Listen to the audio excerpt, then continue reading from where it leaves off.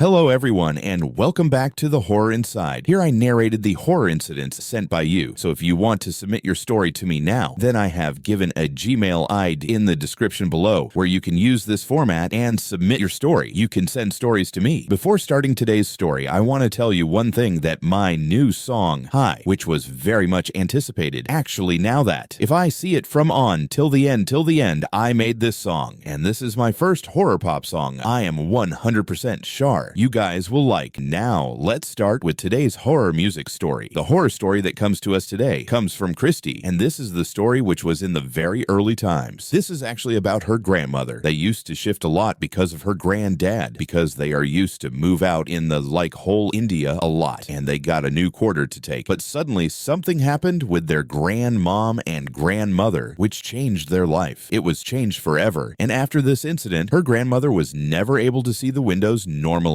Hello, my name is Christy, and I belong to Na Village, Assam. The village is a small district in Assam, which is near Guwahati. The incident that I am about to tell happened to my mom when she was 12 or 13 years old, and her younger brother, my maternal uncle, was only 6, or he was 7 years old. This happened in 1994. At that time, my maternal grandparents, my mother, my maternal uncle, and my mother's uncle lived together. My maternal grandfather was in Assam police, and because of his job, he had to be transferred to Basnagar very frequently. Mom, the family had only a week to shift. That's why it was very stressful. My grandmother was pregnant at that time. She was about 5 to 6 months pregnant. That's why everyone was very worried. But after managing everything in the emergency, finally, after a week, Mom's entire family, i.e. my grandparents, my mom, her brother, and my mom's uncle had all shifted to Sivasnagar. The place was beautiful, and everyone was very excited to live in this new place to start their new life. But little did they know that after that night, everything in their life would change. A change was about to happen, and no one had expected what was going to happen to them in the future. By the time Mom's family reached Shivasnagar, it was 9 o'clock in the night. After reaching there,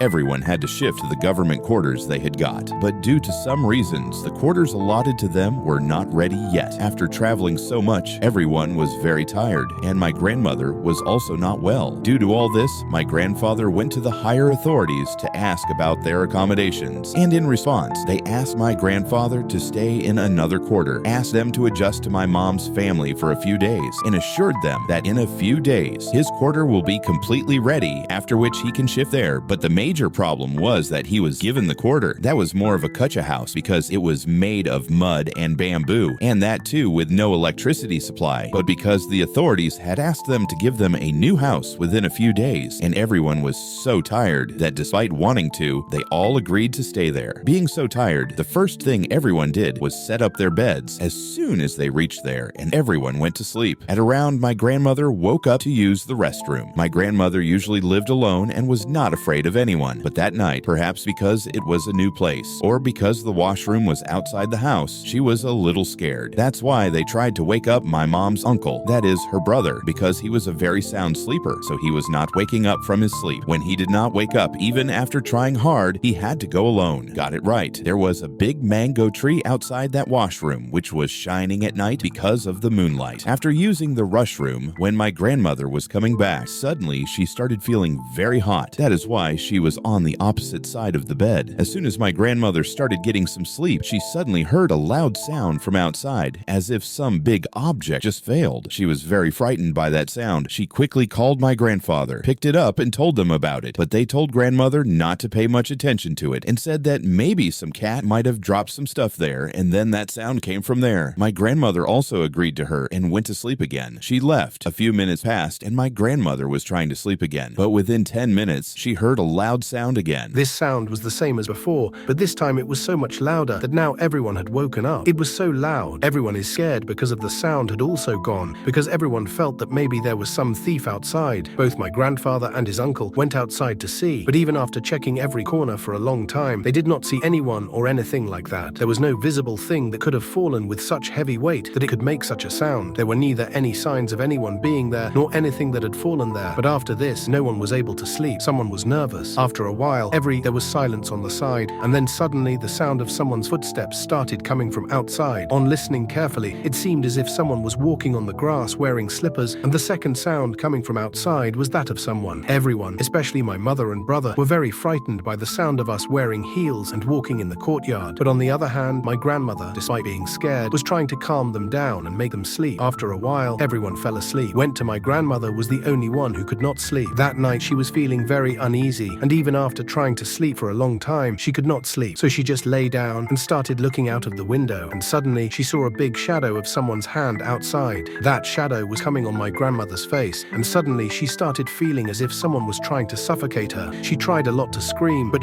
after struggling so much, my grandfather heard her muffling sound. He quickly got up and took care of my grandmother, and then finally my grandmother was able to breathe. This whole thing was told to my grandfather. After that, he again went outside to check if anyone was there, but there was no one there. He also checked my uncle's room, but there was no one there, and my uncle was sleeping in his room. But after this incident, things changed. Even more, it started getting worse. When there was peace everywhere for a while, then my grandfather went to sleep again, but my grandmother was not able to sleep even after going there. After a while, my grandmother started hearing the sound of footsteps from outside again, and this sound was as if someone was trying to enter his room from outside, and as soon as he reached the door of his room, this sound stopped, and as soon as the footsteps stopped, there was a loud bang. There was a sound of someone hitting the window, and then after that, my grandmother's body was stuffed. She couldn't even speak. Now, as I told earlier, there was no electricity in that house. That is why my grandmother had brought some lamps outside, by the light of which she suddenly saw a human shadow outside the room. My grandmother wanted to scream, but she was not able to do the same as before, like a shadow slowly entering the room, and now it seemed as if she was the shadow of a lady. That shadow moved towards a corner in front, and it just stopped there, and after stopping there, the shadow slowly turned back, and the face that my grandmother saw, it was of a lady whose mouth was completely damaged and distorted, and only bloodstains were visible on her entire face. After looking at that face, finally my grandmother insisted. She started screaming, but before anyone there could get up, she passed out. My grandfather tried hard to wake her up, but when she did not wake up, they took her to the hospital. But after all the tests, the doctors said everything was normal, and they allowed her to be taken home. My grandfather was nervous at this point, and he was kind of blaming himself as to why he didn't wake up with her. In the morning, when my grandmother woke up, she was feeling very weak. She went to take a shower. After doing puja, first of all, Hopis would be fine after some puja, but it was wrong for him to think that the same thing happened to him again the next night. So much so that now all this started happening with him every day with my grandmother. Her health was getting worse, and she was getting extremely weak. Finally, getting frustrated with everything, my grandfather talked to the authority to ship her immediately to their own quarter, but still they kept her there for a few more days. They started asking me to stay, but when my grandfather explained the whole thing to them, they finally agreed to shift them to their quarter. As soon as the quarter was allotted, my mum's family shifted there on the same day, and by God's grace, they got something like this in this quarter. When my grandmother asked the neighbor about that house, he told that some time ago that house was allotted to a lady constable, but after some time she